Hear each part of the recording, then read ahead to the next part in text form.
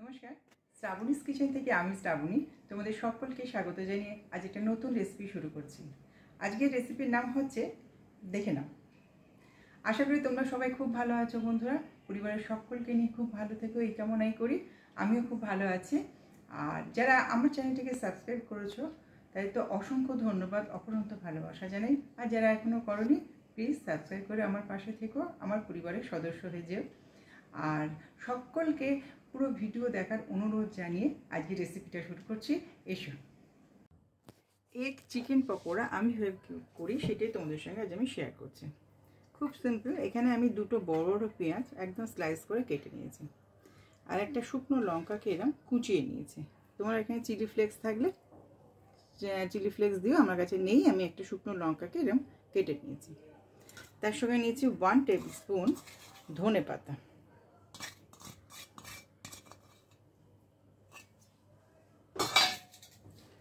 এখন এতে আমি দেবো নুন, হাফ টিস্পুন মতো নুন দিলাম। আচ্ছা, এবার এতে দেবো কালো জিরে 1/4 টিস্পুন,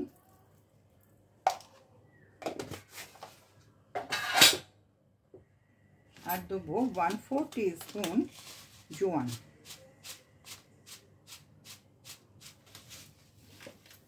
জোয়ান একটু হাতে ক্রাশ করে দিয়ে দিচ্ছি।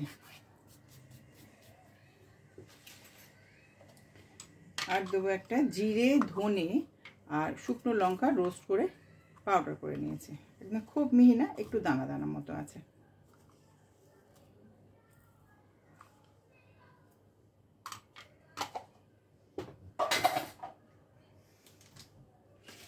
আর দেবো 1/4 টিস্পুন গোলমরিচের গুঁড়ো। ঝাল যারা বেশি খাও তারা বেশি করে দিও।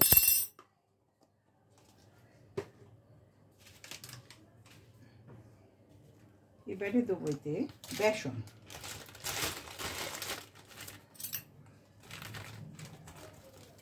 এখানে 2 টিস্পুন বেসন।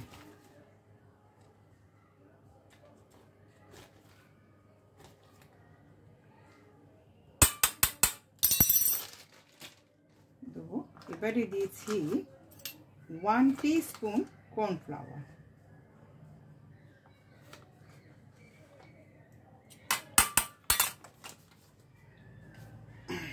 আর রয়েছে একটা ডিম।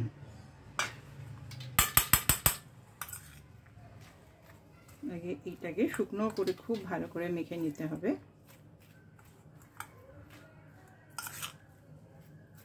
এটা কিন্তু খুব পাতলা মাখা হবে না, একটু শক্ত করে রাখবো এটাকে।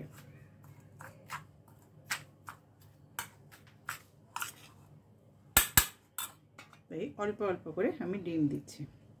এবার আমি হাত দিয়ে এটাকে মাখবো।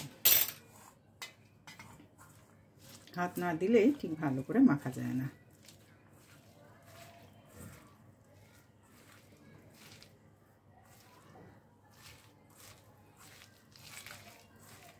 দরকার হলে আমি আরেকটু বেসন দেবো। এই পেঁয়াজগুলোকে সবকটাকে এরমভাবে ছাড়িয়ে নেব। মাখতে মাখতেই সব ছেড়ে যাবে।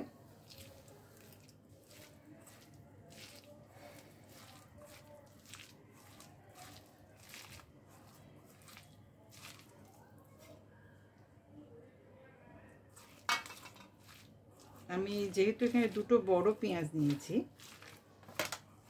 তো একটা ডিম পুরো যাবে না, আমার হাফের একটু বেশি দিয়েছি আমি। এবার আমি একটুখানি এতে বেসন দেবো।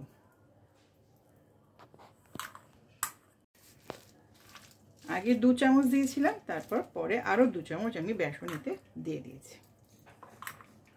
এটা একটু বুঝে করবে, মানে এটা বেশি পাতলা হবে না। যদি পেঁয়াজ বেশি থাকে তাহলে সব জিনিস একটু বেশি বেশি লাগবে, তখন পুরো ডিমটা লেগে যাবে।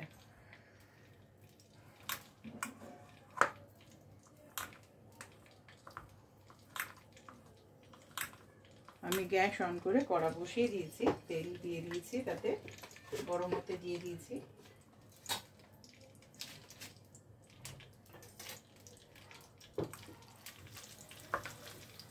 তেলটা একটু গরম হোক, তারপর তোমাদের আমি দেখাচ্ছি।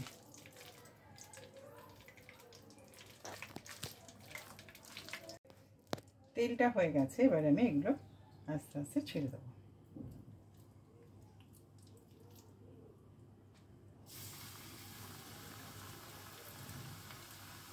খুব টেস্টি হয়, খুব টেস্টি হয়। এভাবে করে অবশ্যই তোমরা আমাকে জানিও তোমাদের কেমন লাগলো। আমার ভীষণ ভালো লাগে, তাই আজ আমি তোমার সঙ্গে এটাকে শেয়ার করলাম। চা কফির সঙ্গে ভীষণ ভালো যাবে এটা।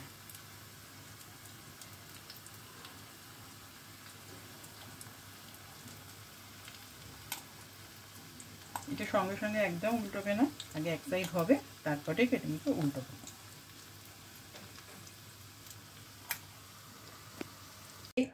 অনিয়ন পকোড়া আমার রেডি হয়ে গেল। আমি সার্ভ করে তোমাদের দেখিয়ে দিলাম, খুব টেস্টি। ওপর থেকে আমি একটুখানি চাট মশলা স্প্রিঙ্কেল করে দিচ্ছি। অসাধারণ টেস্টি, অসাধারণ টেস্টি। আর সব কিছুই দেখো বাড়িতে অ্যাভেলেবেল থাকে। সন্ধ্যেবেলা করে চা কফির সঙ্গে একদিন করে খেও এবং আমাকে জানিও তোমাদের কেমন লাগলো।